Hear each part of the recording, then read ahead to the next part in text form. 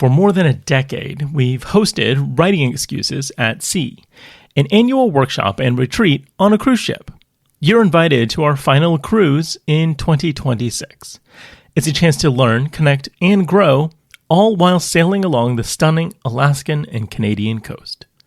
Join us, the hosts of Writing Excuses, and spend dedicated time leveling up your writing craft. Attend classes, join small group breakout sessions, learn from instructors one-on-one at office hours, and meet with other writers from around the world. During the week-long retreat, we'll also dock at 3 Alaskan ports, Juneau, Sitka, and Skagway, as well as Victoria, British Columbia.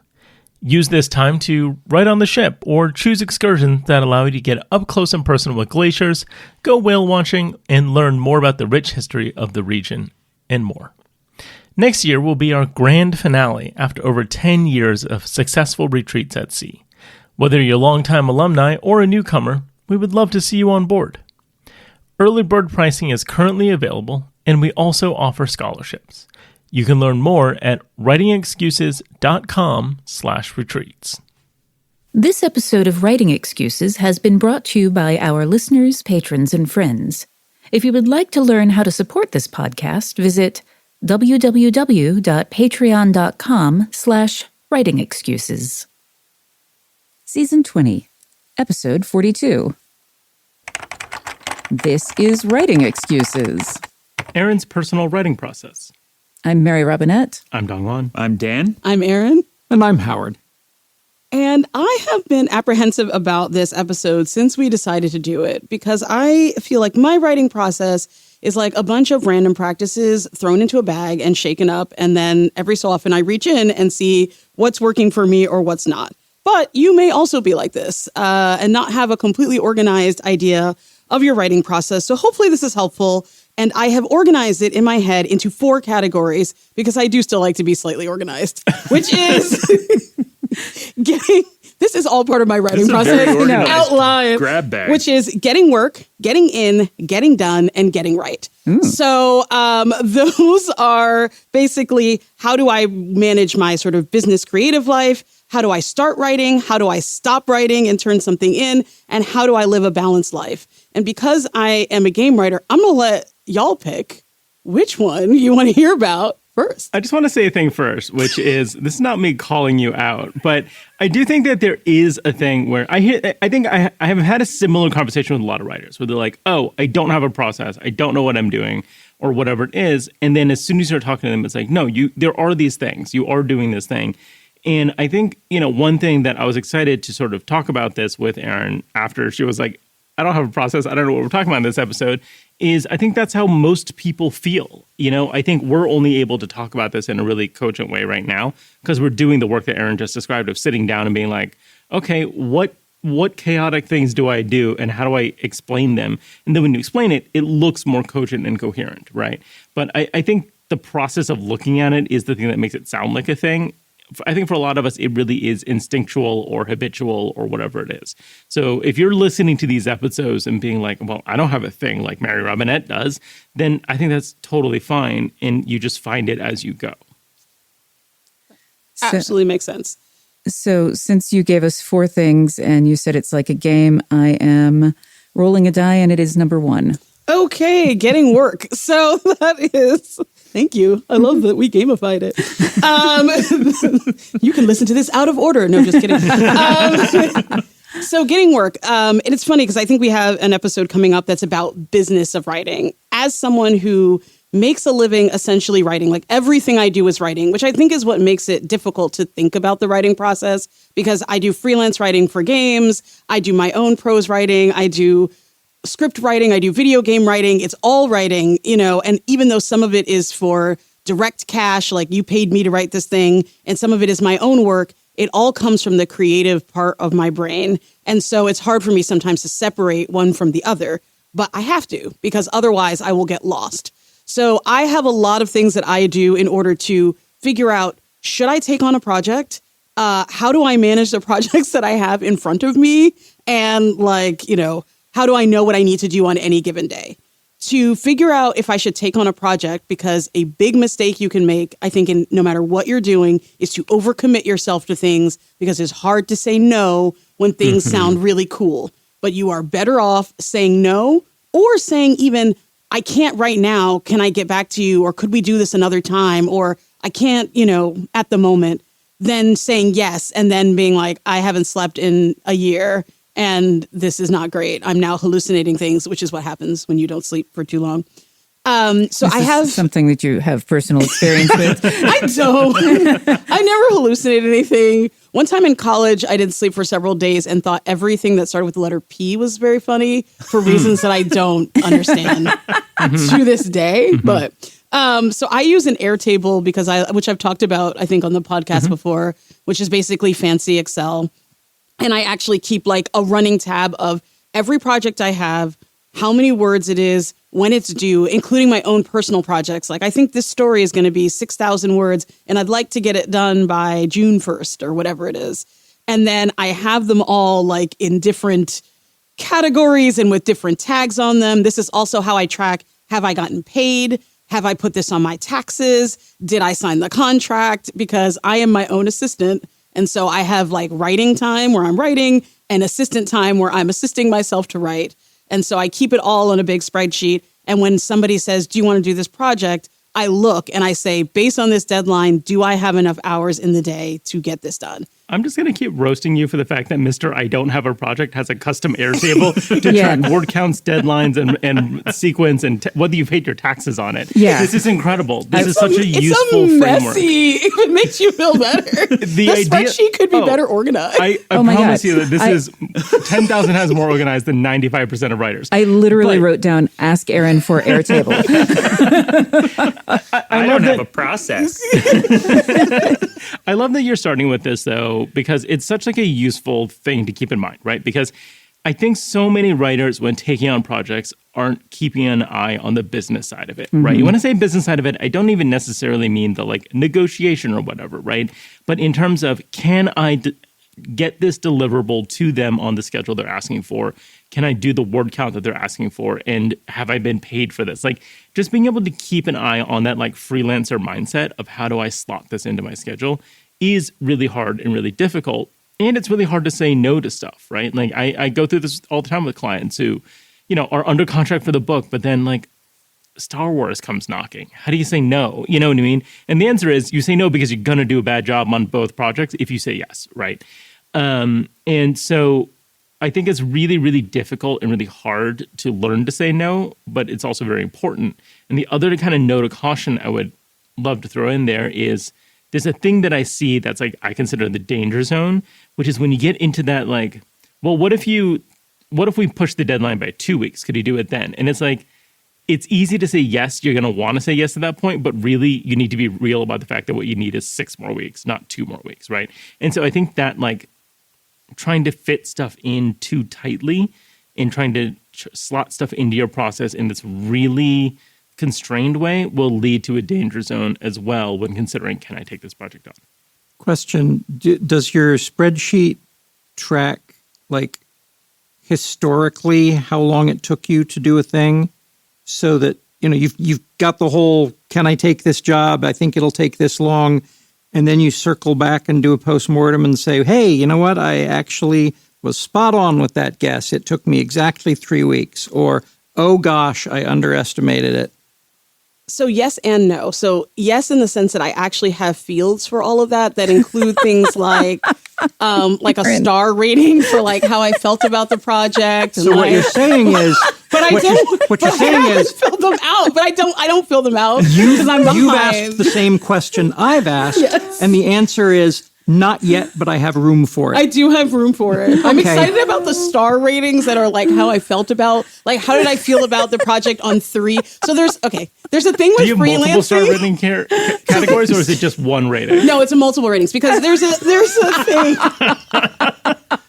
You're so disorganized. It's embarrassing. This is turning into a 4 episode because we're only going to get through this one first step. All right, keep going. So there's a thing in freelancing where they say like there are 3 things that you should be: on time, good with your work, and pleasant to work with. And I also think that is true of the people you work with. You can do 2 out of 3. If you miss the third one, it probably shouldn't be nice to work with because that's the people don't like you. They don't like you. But at the end, so what I want to do with my star system is one is like, how were they to work with? One is how did I feel about my timeliness and how did I feel about the actual strength of my work? So if I felt like I was on time and they were great, but like I did a poor job with this because turns out I'm not great at writing about 18 forms of geese monsters, then in the future, I will be like, another goose monster project, maybe not for me. And so that's how I learn like the type of work that I like to do in addition to how much I can do. And like, is this somebody I don't want to return to because they pay slow, they're mean, they yelled at me that time. They sent a goose after me, a physical goose. That would be a 1-star rating for me. If you sent a goose to my house, I'd be no stars. That's amazing. Does it depend on the kind of goose, though? I mean, like if it was a rare... all goose are mean. Okay. Yeah. I think this is also an important lesson embedded in here, though, which is, you can have these systems, but also you're only going to use the stuff that is... like immediately you're useful. always going to want to put more options in there, but the stuff that's actually useful is the stuff you're going to use, right? If that makes sense. Like, I think it'd be really cool to have that data, but clearly it's also like, oh, I don't have time to think about that. I'll do that later, right? Exactly. Yeah. It's like at the end of the year, I'll do it, but I don't. I want to circle back to something you said earlier when you were talking about saying no to work. Sometimes you can delay. You can ask to delay and say, I'm very interested in this, but I don't have time. Can we come back a few months later? Because I've been in this situation and I know that very often the should I take this decision is not made on how much time I have, but it's made on how much money I need. And if I am really hard up for money, my dumb kids keep wanting to eat all the time. I am a lot more likely to say yes to stuff. And knowing that you have the freedom to push back a little and say, I'm very excited about this. I would love to do it. Can I do it in 6 months? Is a really smart and important thing to be able to say. Yeah, and I was shocked the first time I asked somebody and they were like, yeah, sure, I don't care. And I'm like, wait, what? Like, it feels like they're like the powerful, great, and magnificent Oz. And like, but it turns out there's just a person back there who's also dealing with their own deadlines and their own life. And they understand. I think this is something that being a teacher helped with because when my students want extensions, I'm like, yeah, sure, whatever. Just get it to me in a reasonable time that I can do what I need to do. But I just made up this deadline because like it made sense for me at the time I made it up. So it's nice to be flexible. And with that, now that we've done 3 of the 4, just kidding, we're gonna go to the break. No one starts a business for the joy of calculating tax withholdings. That's where Gusto comes in, to take the stress out of payroll, benefits, and HR, so you can focus on why you started your business in the first place. Gusto is online payroll and benefits software built for small businesses. It's all-in-one, remote-friendly, and incredibly easy to use, so you can pay, hire, onboard, and support your team from anywhere. Automatic payroll tax filing, simple direct deposits, health benefits, commuter benefits, workers' comp, 401k, you name it, Gusto makes it simple and has options for nearly every budget. It's quick and simple to switch to Gusto. Just transfer your existing data to get up and running fast. Plus, don't pay a cent until you run your first payroll. Try Gusto today at gusto.com/WX and get 3 months free when you run your first payroll. That's 3 months of free pay. One more time, gusto.com/WX. If you've spent any time around me, you've probably noticed that coffee is very central to my life. I'm rarely far from a cup of, frankly, whatever's available. But while I'll take what I can get, I do have opinions, strong ones, about what makes a great cup. If you haven't tried an AeroPress coffee yet, you're in for a treat. AeroPress uses a completely unique brew method, and because of that, you get a completely unique and exceptionally delicious cup of coffee that you can only get with an AeroPress. As someone who's on the road a lot, it's a great solution to get consistently great coffee where you usually can't get it. Hotel rooms, road trips, camping, backpacking. I've taken one lots of places. It's lightweight, easy to pack, and sturdy. But more to the point, it makes consistently great coffee that lets the lighter notes in the beans shine through. It's a little bit like a pour-over, a little bit like a French press, and a little bit of espresso. If you like a lighter or more complex roast, an AeroPress is a great solution at home or on the go. AeroPress is shockingly affordable. less than $50, and we've got an incredible offer for our audience. Visit aeropress.com/WX. That's AEROPRESS.com/WX and use the promo code WX to save 20% off your order. That's aeropress.com/WX and be sure to use code WX at checkout to save 20%. It's time to ditch the drive-thru, toss the French press, and say yes to better mornings fueled by better coffee. AeroPress ships to the U.S. and over 60 countries around the world, and we thank them for sponsoring our show. Okay, so I think we covered getting work. And I've rolled the die again, so now we're on number 4. Getting right. Yeah, this is about like having a personal life. So the downside of getting work, this is like the underside of that sandwich, is that it can sometimes be hard to leave your work behind, if you or me, and leave the house. I think this is, I'm sure there are people who are saying like, how can you leave your responsibilities behind? I have kids, I have, troublesome work, I have a spouse, I have all these things. I'm a single old cat lady that they warn you about on the internet. And the good side of that is that I have a lot of time to write. And the bad side of that is that I can only write and I could like never go out. And so I think it's just important to, for myself, think about my gravestone. That's going to sound bad. But like I like to think on my gravestone, will they say she worked a lot? Like she was a really hard worker. And so sometimes I will prioritize a personal experience that I cannot have again. Especially if it's a friend who I could see in 3 days, I might say, hey, I really have this deadline.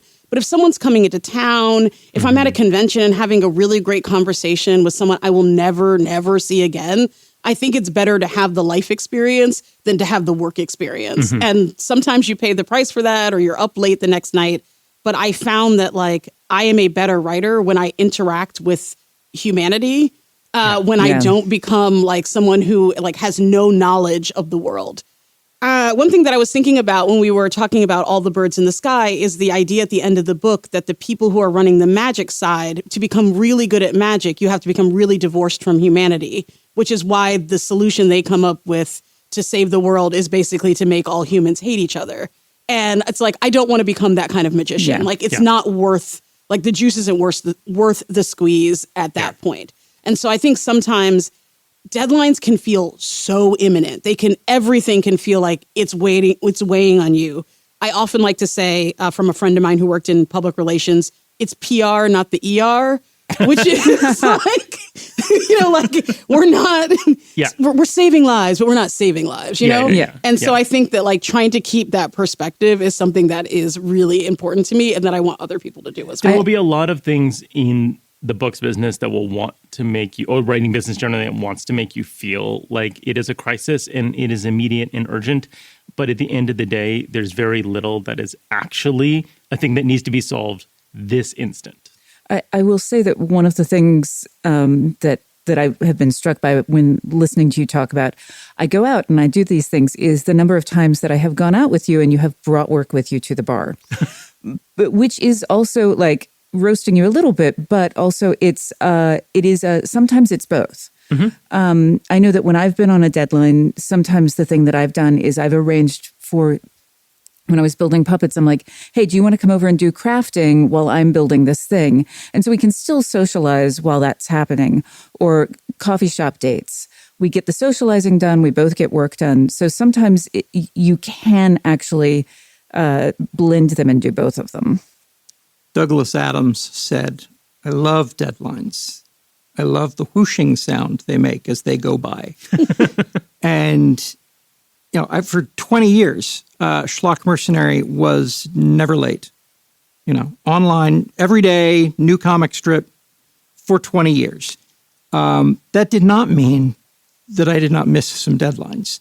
There were lots of things that I missed deadlines for. And I feel like the knowing that there's a deadline and knowing you have to have a life, it might not be a bad idea for an early career writer to just experience pushing back on a deadline or missing a deadline and discovering, hey, it made a whooshing sound and I lived. But don't pick one that you're going to get fired for. Yeah, and warn people that you're going to miss This it. is what I say. Here's the important thing. If you're going to miss a deadline, tell them early. Yeah. If you tell me early that your book is going to be late, I can go and solve all those problems. If you wait till the day the thing is due and then you tell me it's late, everything else is locked. We've locked the season, the cover's in, blah, blah, blah's in. You know what I mean? And then things get very hard and expensive to move, and then people are pissed. And also it messes with the lives of other freelancers because copy editors who've held space in their schedule to copy edit for you now aren't getting paid because your work is late. And then when it comes in, their schedule is...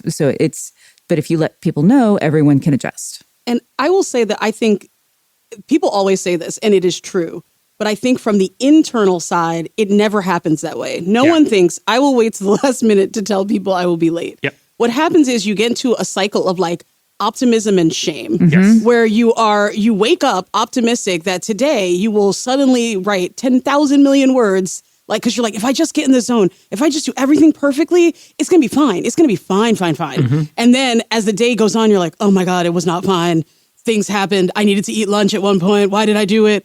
And then you think, oh my gosh, I'm so ashamed. I don't want to say like I'm failing. Maybe tomorrow I'll fix it and I'll be the best million person version of myself. And I think you can get into that cycle until the point that you actually hit the deadline, at which point then you're sending like really sad emails being like, I don't know, I thought I was going to do it. And it is really hard to give yourself permission to tell people how you're doing along the way and say like, hey, I think there might be a problem here. I'm going to try to catch up, but it's possible that there may be a delay. Even if you need to couch it that way so that they understand what's going on and you're not like a black box where you're like, I just think, we all want to be the best versions of ourselves, but, the idea that like you will hit perfection every day just because you have to, it may not happen. And if it does happen, you may not like the way it feels. Yeah, I have a spreadsheet that I use when I'm writing to deadline, which is, I know. But the thing that it tells me is whether or not I'm on target to hit the deadline, because I know for myself that I lose track of time, that I am not a good judge, and so I've created a tool that allows me to externalize that instead of relying on my own impulses, so I can see, oh, you're dropping off, and that helps me do a little bit more early warning. I think. There's a great online tool for that as well. I just wanted to say called Pacer. Oh, cool. That actually allows you to set like what your goal is. And then you can set several ways. You can be like, I like to start strong and then finish whatever. Or this weekend, I actually can't work at all. And it will actually give you how much word count you should do each day. Oh, my goodness. Based on that system. So I just wanted to throw that out there. It's really fun. Yeah. So we've talked about finding work and we've talked about finding yourself after work. And you've beautifully dodged the question of how do you actually work? So, yeah. So number 2? Yes, getting in. Can we lightning round these last two? Yes, these two are going to go so fast. I'm sorry. No, I was like, I think we're just doing an extra long episode on this one. This awesome. is great. Let's do it. All right, getting in and getting done. So these are kind of two of the same coin, but getting in, for me, something I've learned is that I need to hook myself into something in order to be able to write it. Like hooking a fish. I've never gone fishing in my life, but I hear hooks are involved. So I'm going to use that as the metaphor. So also like save the fish at the end, I guess. But so like if it is a piece of prose, it is usually the hook of voice. If I don't understand the character's voice, it is really difficult for me to write the story. A lot of I actually don't have that thing that Dan talked about on another episode about like where the character is running away with you. But I do feel like if I can't feel like I'm listening to the character tell the story or I'm helping them tell the story, then it's just like words and it doesn't have any meaning to it. And so I spend a lot of time just trying to find the hook, rewriting the first page again, trying this other way. So I do a lot of work on the like early side of things, trying to get myself hooked in. And at points I was like, this is not, why am I wasting so much time on this? But it turns out that if I try to push myself past it, then I end up coming back to the beginning but just like 16 pages later being like, I hate this whole story. What I love about this is we talk a lot about trying to hook the reader, and you're talking about how you need to hook yourself first, right? If you're not excited about it, how can you ask anyone else to be excited about it? So I love that that's a great place to start in terms of like, how do you find the thing that's exciting to you and get you engaged with it? And then that'll tell you what you need to know for down the line when you're like, okay, now how do I get readers excited?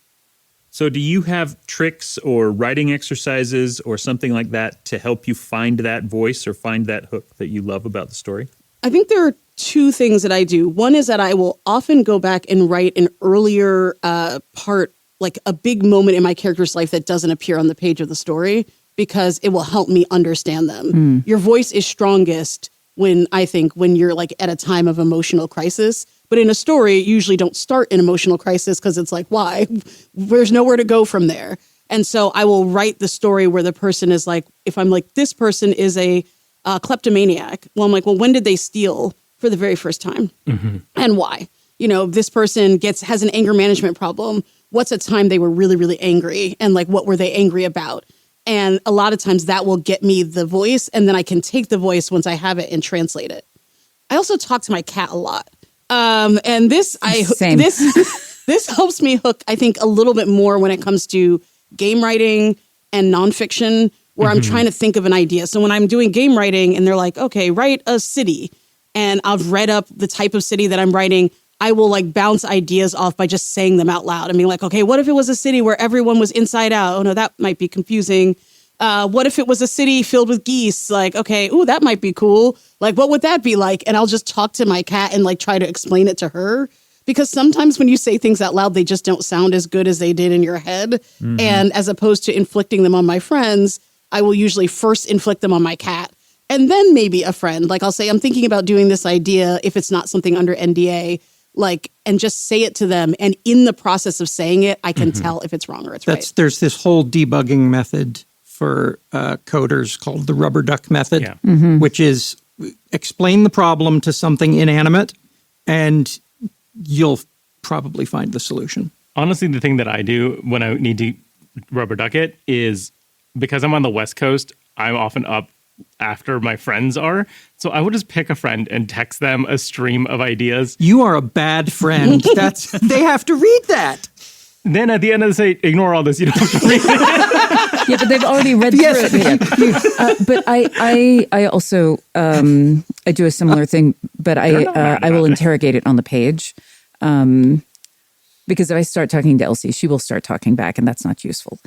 But that's why I didn't teach my cat to talk. I know. I thought about it, but yeah. So once you've got the hook, do you have to continue to rehook yourself every day that you're working on a project, or is it really that once you get into it, you're kind of in and going? Once I'm in it, I'm in, because I will read what I have written previously, and that will get me like in. Like I'm like, okay, oh yes, this is exactly the way this person talks. Like, it's like talking. It's kind of like when you talk to a friend and they're like, oh, this is the way that their speech goes, and you're like, oh yes, I'm in it again. And then I can usually hurdle myself forward, headlight writer style, for a while until I run into like, there is no plot, or like something needs to happen. And like at that point, a lot of it is just like trying to think of like 8 different things that could happen. Or I actually have a lot of tabletop solo role-playing games that are about creating interesting ideas or like what could possibly happen in the world. And sometimes I'll use those just as a prompt. And even though I don't keep what I came up with, like sometimes even reacting and being like, it couldn't be that, will help me to figure it out.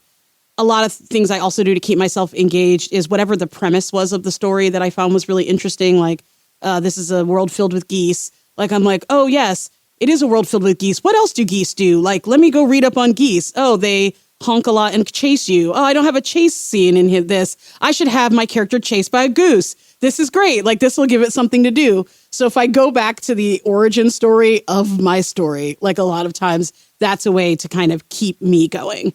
And then to kind of get into the third one and the final one, which is getting done, it can be, if you're somebody like me, I like to revise as I go. It's easy to get stuck with like the perfect story in the front, like business in the front, not party in the back. it's bad, you know? So it's like, don't pay attention. Yeah, Zoom hair. Yeah, exactly. Yeah, exactly. Like it is like a Zoom outfit. You're like, it's great from the waist up, but what's going on?